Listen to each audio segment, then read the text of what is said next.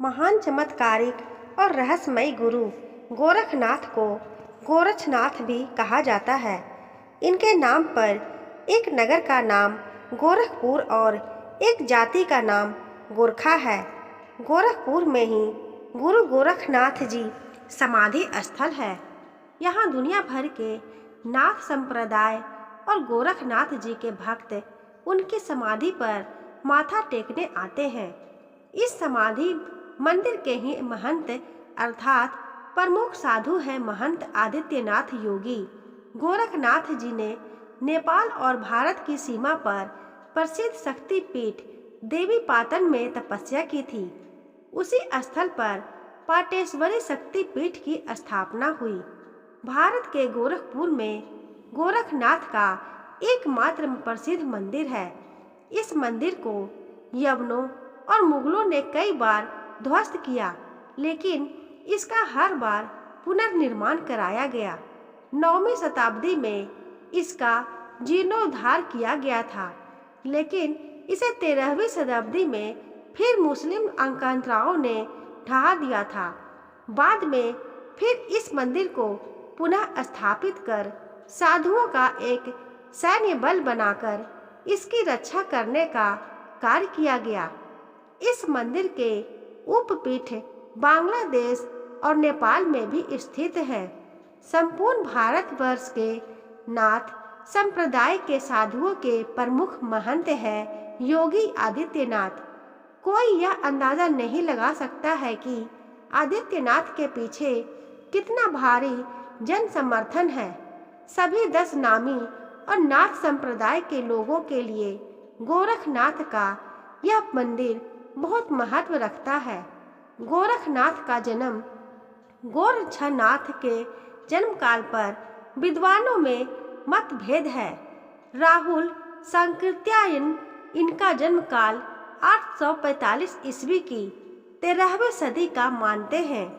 गुरु गोरखनाथ के जन्म के विषय में प्रचलित है कि एक बार भिक्षाटन के कर्म में गुरु मत्स्यनाथ ने किसी गांव में गए थे। किसी एक घर में भिक्षा के लिए आवाज लगाने पर गृहस्वामिनी ने भिक्षा देकर आशीर्वाद स्वरूप पुत्र की याचना की। गुरु मत्स्यनाथ सिंह तो थे ही, अतः गृहस्वामिनी की याचना स्वीकार करते हुए उन्होंने एक चुटकी भर भभूत देते हुए कहा कि इसका सेवन करने के बाद यथा समय वे माता बनेंगी। उनके एक महातेजस्वी पुत्र होगा जिसकी ख्याति चारों ओर फैलेगी। आशीर्वाद देकर गुरु मतेंद्रनाथ अपने भ्रमण कर्म में आगे बढ़ गए। 12 वर्ष बीतने के बाद गुरु मतेंद्रनाथ उसी ग्राम में पुनः आए। कुछ भी नहीं बदला था, गांव वैसा ही था। गुरु का भिक्षाटन का कर्म अब भी जारी था। जिस गृहस्वामिनी को अपनी पिछली यात्रा में गुरु ने आशीर्वाद दिया था, उसके घर के पास आने पर गुरु को बालक का स्मरण हो आया। उन्होंने घर में आवाज लगाई। वहीं गृहस्वामिनी पुनः भिक्षा देने के लिए प्रस्तुत हुई। गुरु ने बालक के विषय में पूछा। गृहस्वामिनी कुछ देर तो चुप रही, परंतु सच बताने के अलावा उपाय न था। उसने तनिक लज्जा थोड़े संकोच के साथ सब कुछ सच सच बतला दिया। उसने कहा कि आपसे भभूत लेने के बाद पास पड़ोस की स्त्रियों ने राह चलते ऐसे किसी साधु पर विश्वास करने के लिए उसकी खूब खिल्ली उड़ाई। उनकी बातों में आकर मैंने वह भभूत को पास के गोबर से भरे गड्ढे में फेंक दिया था। गुरु मतेंद्रनाथ तो सिद्ध महात्मा थे। उन्होंने अपने ध्यान बल से देखा और वे तुरंत ही गोबर के गड्ढे के पास गए और उन्होंने बालक को पुकारा। उनके बुलावे पर एक 12 वर्ष का तीखे नाक नक्श, उच्च ललाट एवं आकर्षण की परिति मूर्ति स्वस्थ बच्चा गुरु के सामने आ खड़ा हुआ। गुरु मतेंद्रनाथ बच्चे को लेकर चले गए। यही बच्चा आगे चलकर गुरु गोरखनाथ के नाम से प्रसिद्ध हुआ। गोरखनाथ के गुरु मतेंद्र नाथ थे। कौन थे मतेंद्र नाथ? मत्येंद्र नाथ संप्रदाय में आदिनाथ और तदाश्रय के बाद सबसे महत्वपूर्ण नाम आचार्य मत्येंद्र नाथ का है, जो मीननाथ और मच्छंदर नाथ के नाम से लोकप्रिय हुए। कौल ज्ञान निर्णय के अनुसार मत्येंद्र नाथ ही कौल मार्ग के प्रथम प्रवर्तक थे। कुल का अर्थ है शक्ति और अकुल का अर्थ शिव। मत्येंद्र के गुरु तदात्रेय थे। मत्येंद्र नाथ हठ युग के परम गुरु माने गए हैं, जिन्हें मच्छरनाथ की भी कहते हैं। इनकी समाधि उज्जैन के गढ़कालिका के पास स्थित है। हालांकि कुछ लोग मानते हैं कि मच्छिंद्रनाथ की समाधि मच्छिंद्रगढ़ में है, जो महाराष्ट्र के जिला सावरगांव के ग्राम मायम्बान गांव के निकट है। इतिहास से वेता मतेंद्रनाथ का समय विक्रम की 8वीं शताब्दी मानते हैं। मतेंद्रनाथ को एक नाम मीननाथ भी है। ब्रजयनी सिद्धों में एक मीनपा है, जो मतेंद्रनाथ के पिता बताए गए हैं। मीनपा राजा देवपाल के राजत्व काल में हुए थे। देवपाल का राज्यकाल 809 से 849 ईस्वी तक था। इससे सिद्ध होता है कि मतेंद्रनाथ ईस्वी सन की 9वीं शताब्दी के उत्तरार्ध में विद्यमान थे। तिब्बती परंपरा के अनुसार कानप्पा राजा देवपाल के राज्यकाल में आविर्भाव हुए थे। इस प्रकार मतेंद्रनाथ आदि सिद्धों का समय सन 9वीं शताब्दी का उत्तरार्ध और 10वीं शताब्दी का पूर्वार्ध समझना चाहिए। शंकर दिग्विजय नामक ग्रंथ के अनुसार 200 ईसा पूर्व मतेंद्रनाथ हुए थे। महायोगी गोरखनाथ माना जाता है कि जितने भी देवी देवताओं के सावर मंत्र हैं, उन सभी के जन्मदाता श्री गोरखनाथ ही हैं। नाथ और 10 नामी संप्रदाय के लोग जब आपस में मिलते हैं तो एक दूसरे से मिलते वक्त कहते हैं, आदेश और नमो नारायण। नवनाथ की परंपरा की शुरुआत गुरु गोरखनाथ के कारण ही शुरू हुई थी। शंकराचार्य के बाद गुरु गोरखनाथ को भारत का सबसे बड़ा संत माना जाता है। गोरखनाथ की परंपरा में ही आगे चलकर कबीर, गजानन महाराज, रामदेवरा, तेजाजी महाराज, शिरडी के साईं आदि संत हुए। माता ज्वाला देवी के स्थान पर तपस्या करने उन्होंने माता को प्रसन्न कर लिया था।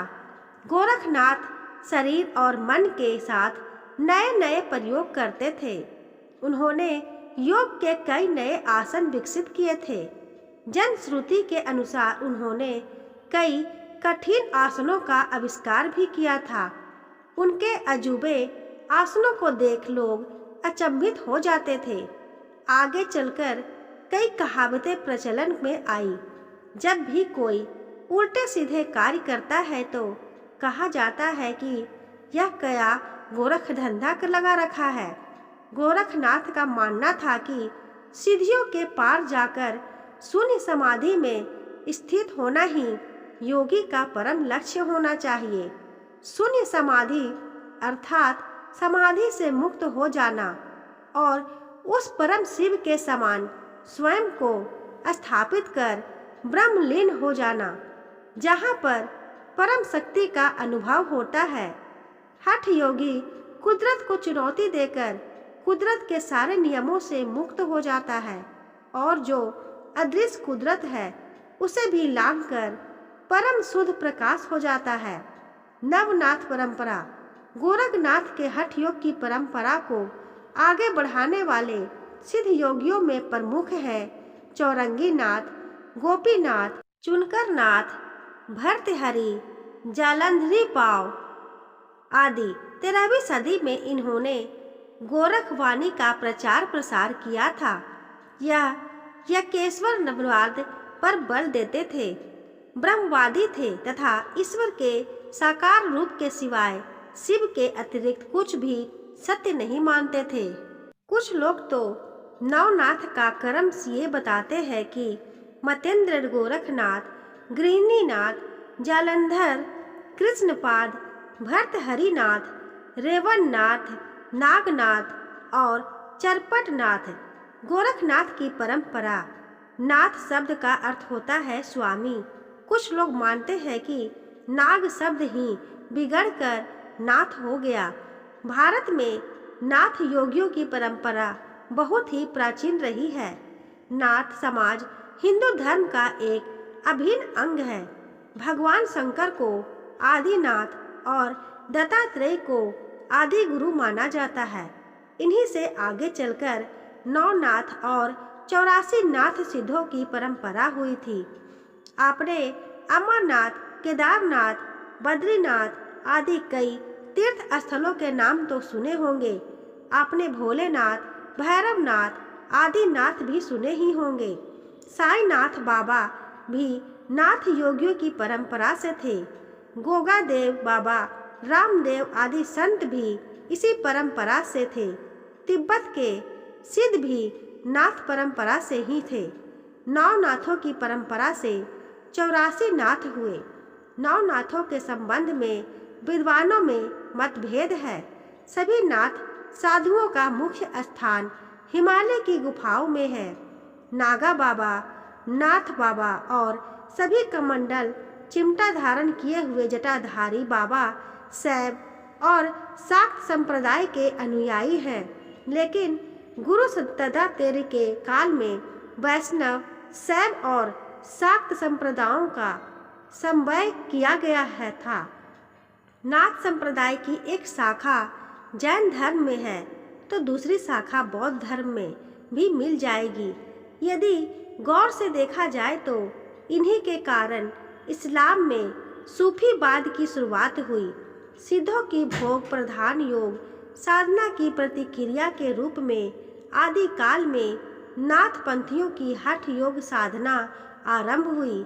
इस पंथ को चलाने वाले मतेंद्रनाथ तथा गोरखनाथ माने जाते हैं। इस पंथ के साधक लोगों को योगी, अवधूत, सिद्ध, अवघड़ कहा जाता है। कहा यह भी जाता है कि सिद्ध मत और नाथ मत एक ही है। गुरु और शिष्य दोनों एक ही को 84 सिद्धों में प्रमुख माना जाता है। दोनों गुरु और शिष्य को तिब्बती बौद्ध धर्म में महासिद्धों के रूप में माना जाता है। नाथ परंपरा की शुरुआत बहुत प्राचीन रही है, किंतु गोरखनाथ से इस परंपरा को सुव्यवस्थित विस्तार मिला। गोरखनाथ ने इस संप्रदाय के बिखराव और इस संप्रदाय की योग विद्याओं का एक धीकीकरण किया।